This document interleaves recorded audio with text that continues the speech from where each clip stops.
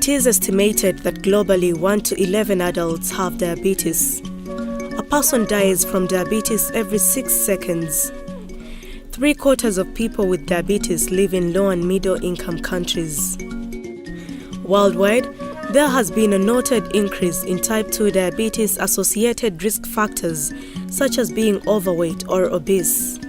Over the past decade, diabetes prevalence has risen faster in low and middle income countries than in high income countries.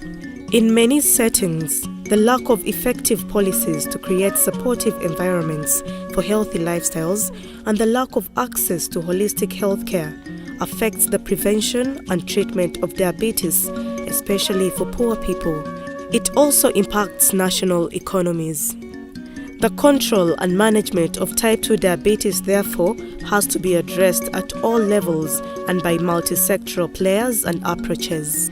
The SMART2D partnership is an international consortium comprising 6 institutions in the sub-Saharan Africa and Europe, promoting a people-centered approach through self-management and reciprocal learning for the prevention and management of type 2 diabetes. The aim of the SMART2D consortium is to strengthen the capacity of type 2 diabetes prevention and management through task shifting among healthcare providers and community health workers, and expanding care networks through community-based peer support groups. SMART2D is an implementation research project that focuses on improving self-management for type 2 diabetes in 3 diverse settings. However, the role of the self in self-management it's interpreted differently in different settings, and also it's interpreted differently between providers and patients. And we also forget often the how of self-management and just simply assume that it will be done. Often people require assistance and support with specific aspects of self-management, like say maintaining a healthy diet or finding safe spaces or opportunities for physical activity. Much of this can be provided better by family or peers and even local administrations and networks rather than through the healthcare. So this is one of the main focus for SMART2D, and we aim to evaluate the added benefit of a community component to facilitate self-management and thereby improve diabetes outcomes from the perspective of both prevention and management. We have chosen 3 distinct settings, so each setting has its own set of distinct characteristics. You can talk about population profile, the physical environment, and especially the opportunities for maintaining a healthy lifestyle. Research has shown that steps taken early to manage prediabetes can save many people from developing type 2 diabetes. Prediabetes is a very important warning system. Interventions at this stage can help save lives and cut treatment-related costs. When a person has diabetes, their blood sugar is quite high. There is a point where it is very high, and these people are considered as having diabetes. But before that, there is a critical period where when you check an individual's blood sugar, it has begun to rise. It is above the normal, but it has not yet reached the point where someone has what is classified as having diabetes. These people are normal. They have a very normal life, but their blood sugar is beginning to show the danger signs of changing into prediabetes. Now, the interesting thing is that this phase occurs for several years in a person's life. It can even go on for 7 years or even 10 years. Now, these people, if they are left and if nothing is done for them, almost all of them will develop type 2 diabetes within the next 10 to 20 years. While patients with type 2 diabetes have a key role to play in managing their conditions, adoption of self-management behaviors is usually a challenge. The socioeconomic setting in which type 2 diabetes patients live has a major bearing on self-management decisions and behaviors. Uganda, like other sub-Saharan countries, has seen a rise of diabetes cases. According to Ministry of Health, The increase in cases is due to rapidly changing lifestyles. These, among others, include less physical activity and exercise. This alarming rate is catalyzed by the positive attitude towards obesity, a key contributor to diabetes. In the Langa settlement in South Africa, where the project is being implemented, the consumption of fatty oily meats indiscriminately sold by the roadside is a major contributor to obesity.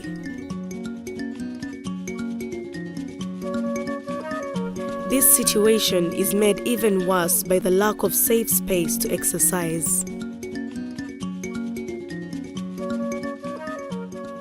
In Evan Township, where most people have got informal housing, and it's a black population who lives in the township. And what is in the environment, what you see is the food environment. There are so many informal street vendors who sell food, and most of the people consume those food. It's sugary drinks, it's food high in fat, that is fried, like fat cakes and fatty meat. These people don't exercise much. One of the problems or the barriers to exercising is the walking space. First of all, there are no walking spaces that allow people to walk freely. And secondly, there is high crime rate. So people are very scared to walk in the community because they will be attacked. And then obesity is a problem because of the belief that if you lose weight, you have got HIV and all those things.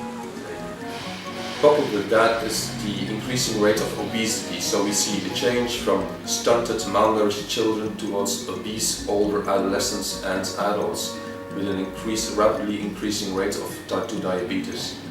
By looking at the individual determinants, by looking at individual lifestyle, risk behavior, and the adherence in terms of clinical follow-up, but also by looking at the broader structural environmental determinants, for example, the food environment and the related policies, we want to change the landscape in terms of obesity prevention and hopefully contribute to a decline in the overall diabetes prevalence in this setting and in the wider region as a whole. While Sweden has one of the most highly developed and high-tech healthcare systems in the world, access to some of the services by the migrant population in Stockholm City is hard. Worse still, there is lack of support to patients with type 2 diabetes beyond the health facility for patients to adhere to their medication. The population of Sweden has become increasingly diverse. Over the years, we have a lot of immigrants coming for labor and also many as refugees, coming from countries as Iraq, Afghanistan, Syria, Somalia, Eritrea and so forth. And they have been coming over the years. Many immigrants have stayed in Sweden for decades. What it means is that about 15 to 20% of the population as a total are not born in Sweden at the current moment. However, in some suburbs, in the major cities, such as the capital of Stockholm, we have a very high proportion of people being born outside of Sweden. So in the suburbs that we are going to implement the SMART2D, we can have as high as 80% of the population being born outside of Europe. And in some of those suburbs, if you come there, you will find more than 100 nationalities living side by side. So that is, of course, a big challenge to try to understand who are interacting with who and what are the limitations, what are the opportunities. In the suburbs that we are now going to implement SMART2D in, we have seen that the beauty of the multiculturalism and the diversity has unfortunately also resulted in disadvantages. So we see the population has a lower education, lower income, higher unemployment rates, and also are suffering from more diseases. And that includes also type 2 diabetes. So we see that the prevalence is higher among disadvantaged groups. It can be as high as the double of people born in Sweden. And that is, of course, so the prevalence can be higher, but also the onset of disease can be earlier. So maybe around 10 years earlier as a general population that migrants will get diabetes.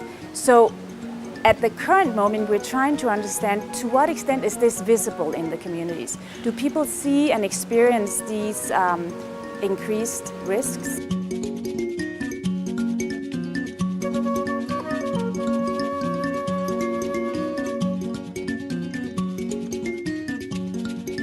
The SMART2D consortium offers opportunities for cross-learning. Experiences and lessons from the 3 study settings will offer excellent cross-learning platforms and avenues. Well, the reciprocal we see both between diseases and across countries. For instance, we have learned a lot in how to manage HIV using expert patients to support people, peer support groups and such things. What can we learn from HIV or from other chronic diseases for diabetes? Across countries, particularly in my home country, Sweden, we are keen to learn what we can do outside the health facility with the help of self-management, with the help of expert patients, etc. So there are opportunities for countries and across disease learning. There are the 2 important, or actually 3 important phases in the project. The situation analysis, formative research. There is the intervention, which we designed together but implement in 3 contexts. And then there is the analysis of actually what has worked or what has not worked. So in all these 3 phases, we will learn from each other. 2 healthcare strategies that we want to implement is the improvement of care, which means that all the sites will have a minimum package of quality care in place. And then the second part at the facility is that we want to employ strategies that will strengthen the patient role in self-management. So the patient is not just taking information and be the object of care, but the patient will also be an active collaborator in their own care. So those are the 2 facility strategies. And then in the community, what we want to do and need to do is to mobilize the communities. That means increase awareness. The second special characteristic of our intervention is the link between the facilities and the community, where we have interventions that help to link persons with either pre-diabetes or diabetes to health care facilities. And all this is meant to emphasize or to enhance self-management of persons with diabetes or pre-diabetes. The aim of SMART2D is to strengthen the capacity for type 2 diabetes mellitus prevention and management through task shifting among healthcare providers and community health workers.